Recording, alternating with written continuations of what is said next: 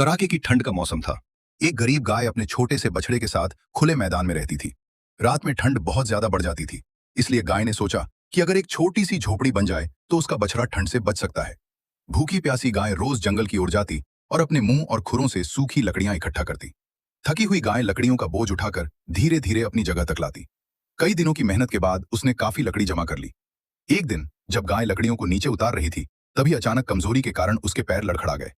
लकड़ियों का भारी बोझ उसके ऊपर गिर पड़ा और वो जमीन पर गिरकर बेहोश हो गई। ये देखकर बछड़ा घबरा गया।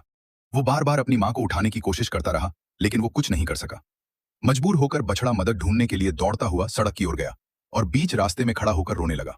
उसी समय सामने से भारतीय फौज का एक ट्रक आ रहा था। फौजियों ने बछड़े को सड़क पर खड़ा देखा तो तुरंत ट्रक रोक दिया। एक फौजी नीचे उतरा और बछड़े के पास आया। बछड़ा अपनी आंखों और मुंह से इशारे करने लगा, जैसे मदद मांग रहा हो। फौजी उसकी बात समझ गया। वो तुरंत अपने साथियों को बुलाकर बछड़े के पीछे पीछे चल पड़ा। बछड़ा उन्हें अपनी मां के पास ले गया। गाय को लकड़ियों के नीचे बेहोश पड़ा देख फौजी तुरंत हरकत में आ गए। उन्होंने जल्दी जल्दी लकड़ियां हटाईं, पानी पिलाया और उसके शरीर की मालिश की। थोड़ी देर बाद गाय को होश आ गया। फौजियों ने वहीं रुककर खुद ही गाय और बछड़े के लिए एक मजबूत झोंपड़ी बना दी। झोंपड़ी बन जाने के बाद उन्होंने दोनों को अंदर बिठाया।